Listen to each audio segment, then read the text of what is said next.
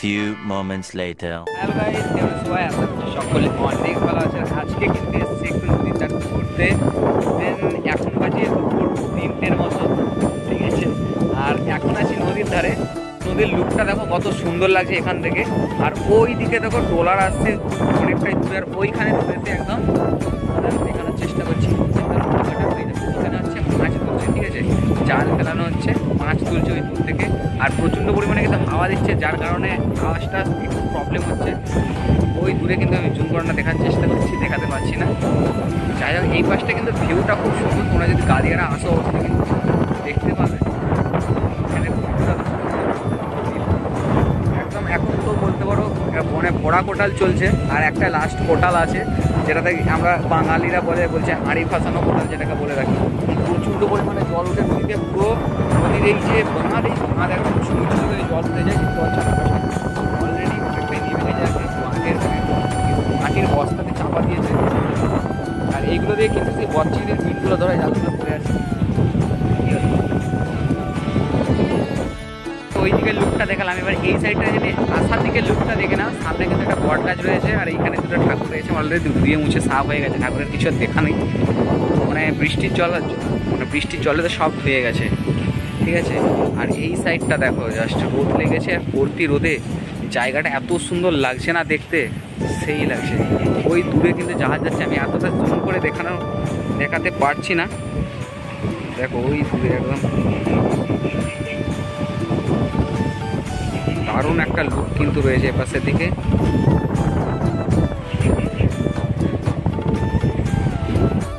এখানে দেখো একটা নৌকা যাচ্ছে, কতটা ঢেউয়ের মাধ্যমে। ভাই এদের সাহস বলি বাড়ি, দেখো মানে ডুবু অবস্থা, সেই অবস্থাতেও কিন্তু দাঁড় টানছে, মানে ভাবা যায়।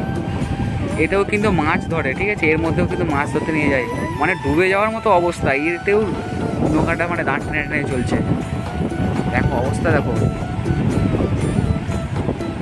ঢেউটা হচ্ছে, দেখো খালি কিরকম, মানে ডুবে যাওয়ার মতো অবস্থা। এইভাবে ভাই জীবন হাতে নিয়ে জল উঠে গেছে, নৌকায় জল তুলছে।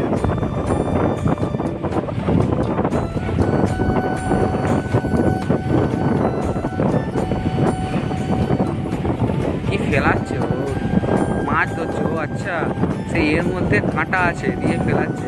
আর মাগুর মাছ ধরে, মাগুর মাছ,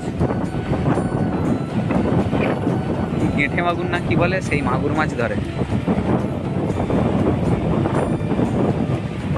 মানে পুরো ভর্তি ভর্তি অবস্থায় নৌকাটা, একটু হলে ডুবে যাবে, তাকে নিয়ে নদীতে নেমে পড়েছে।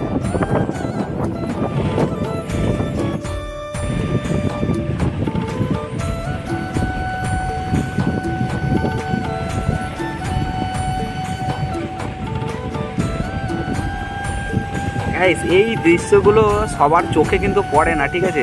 আর যারা প্রকৃতি প্রেমী আছে তাদের জন্য তো এটা অসাম একটা জায়গা। আর কত সুন্দর লাগছে ভাই।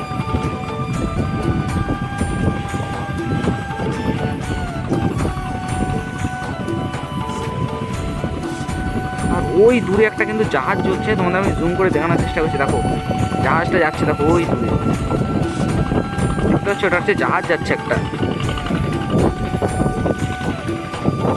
এটা কিন্তু একটা জাহাজ চলছে। আর ওই সামনে যে কালো কালোগুলো, ওগুলো সব কিন্তু নৌকা, এগুলো কিন্তু সব নৌকা রয়েছে।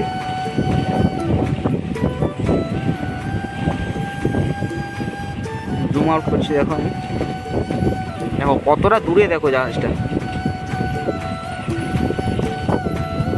এখান থেকে কত সুন্দর লাগছে দেখতে। দেখো জাস্ট এখান থেকে, আমি যেখানে আছি এইখানের একটা লুক দেখো তোমরা, এখান থেকে এই লাগছে। নদীর ধারে দেখো ডাইনোসর দেখতে পেয়েছি, ডাইনোসরের বংশধর এইখানে শুয়ে শুয়ে রোদ ছিল, ঠিক আছে? আমাকে দেখেই পালিয়ে যাচ্ছে, কারণ জানে আমরা জন্ম নেওয়ার আগে, আমরা জন্ম নেওয়াতে ওরা বিলুপ্ত হয়ে গেছে, ঠিক আছে? দেখো লেজ জিব্বার করছে কত বড় বড় করে।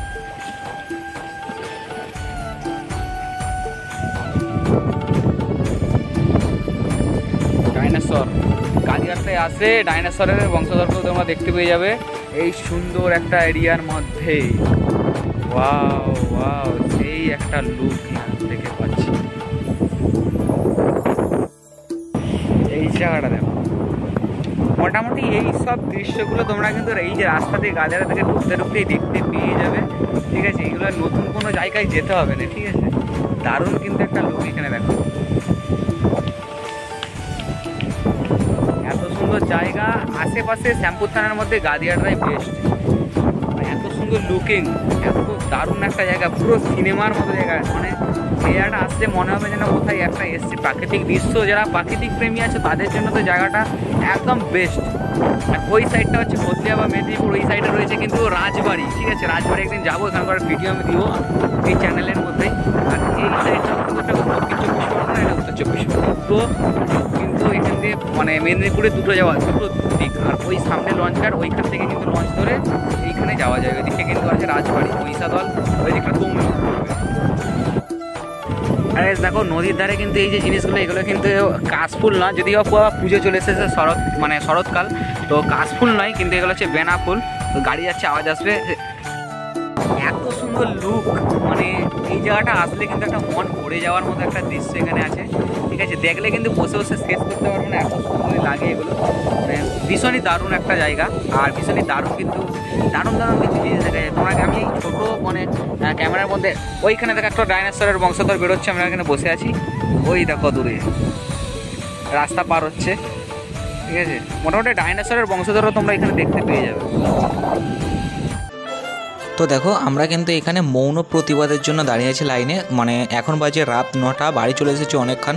তো 9টা থেকে মানে 9 মিনিটের মতো মৌন প্রতিবাদ হবে, যেখানে কোনো স্লোগান হবে না, কোনো পার্টিগত কোনো মিছিল হবে না, জাস্ট দাঁড়িয়ে আমরা মৌন প্রতিবাদ করব সবার হাতে মোমবাতি নিয়ে। তো 7 তারিখ অর্থাৎ 1 মাস হয়ে গেল যে অভয়া মারা গেছে, তার কিন্তু এখনও পর্যন্ত কোনো সুবিচার পাওয়া যায়নি। তো নানা রকম কথা উঠছে, নানা রকম প্রসঙ্গ উঠছে আমাদের রাজ্যকে নিয়ে। তো যাই পারে হোক, তো দেখো এখানে কিন্তু অনেকেই রয়েছে এবং আরও লোক আসছে, তারা দেরি করছে, তো কিছুক্ষণের মধ্যে আবার চলে আসবে। তো যাই পারে হোক, আমরা কিন্তু এখানে মৌন প্রতিবাদ জানানোর জন্য মোমবাতি হাতে করে নিয়ে সবাই দাঁড়িয়ে পড়েছে অলরেডি। আর মোমবাতি অ্যাকচুয়ালি সবার হাতে নেই, কারণ আর হাওয়াটা হচ্ছে, যার জন্য আবার লিভেও যাচ্ছে অনেকের হাত থেকে, ঠিক আছে। আর সামনেই দোকানটা বন্ধ করে দিয়েছে, কারণ কোথায় গিয়েছে, যার কারণে বাড়িতে নেই, যার কারণে মোমবাতিটাও কেনা হয়নি, যতগুলো ছিল এতটুকু নিয়েই। তো যাই পারে হোক, প্রতিবাদ চলছে আর চলবে। কিন্তু এর মধ্যে একটা দুঃখজনক কথা হচ্ছে, আমাদের যে মুখ্যমন্ত্রী তিনিও একজন মহিলা। বারবার কথাটা আমাকে বলতে বাধ্য হচ্ছি, কারণ তিনিও একজন মহিলা। তিনি মহিলা হয়ে একটা মহিলা রেপ কেসে কোনো বিচার না পাওয়ায় তিনি কিভাবে রাজ্যের মানুষকে বলতে পারে যে উৎসব আছে, উৎসবে ফিরুন। এই কথাটা বলা উনির একবারও উচিত হয়নি। আর এটাও উনি বলেছেন, এবং আমাদের মানে ওয়েস্ট বেঙ্গলের সমস্ত সবাই শুনেছে যে মেয়েটা যে মারা গেছে, যে ডাক্তারটা মারা গেছে, যে অভয়া মারা গেছে, ঠিক আছে। সে অভয়ার কিন্তু মানে মারা যাওয়ার পরে তিনি নিজের গলায়, নিজের কণ্ঠে বলেছেন যে ঠিক আছে, মেয়েটা তো আর ফিরে আসবে না, আমরা 10 লাখ টাকা তো দিতেই পারি। তো এই কথাটা বলা কিন্তু একদমই ভুল হয়েছে, আর এটা একদমই মানে অযুক্তিযুক্ত। তো এই কথাটা বলার পরেও তিনি এখন সেটা কিন্তু অমান্য করছেন, যেটা কিন্তু শুনে সত্যি খুব খারাপ লাগছে যে আমরা এই রাজ্যে বাস করছি, যে রাজ্যে একজন মুখ্যমন্ত্রী একজন মহিলা, সেই মহিলা মুখ্যমন্ত্রীর রাজ্যে এইরকম একটা মানে খারাপ দৃশ্য আমাদেরকে দেখতে হতে পারে। আমাদের কাছে একটাই প্রশ্ন, একটাই তো মানে বারবার প্রশ্ন উঠে আসছে মনের মধ্যে, যে একটা হসপিটালের মধ্যে যদি একটা ডাক্তার সেট না থাকে, তাহলে একটা গ্রাম বাংলায় বলো বা শহর এলাকার মধ্যে রাত্রে কোনো মেয়ে যদি বাড়ি ফেরে, কোনো মা কোনো বোন যদি বাড়ি ফেরে, সে কীভাবে সেফভাবে বাড়ি ফিরতে পারে, এইটুকুটা গ্যারান্টি কে দিতে পারে?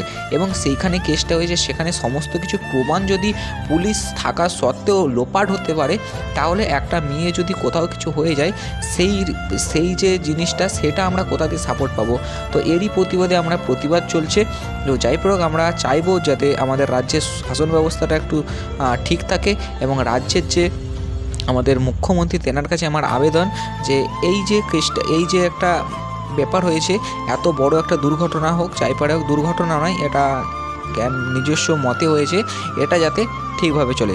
তো চলো, 9 মিনিট হয়ে গেছে, আমাদের এখানে দেখতে পাচ্ছ অনেকেই কিন্তু এই প্রতিবাদে সামিল হয়েছিল।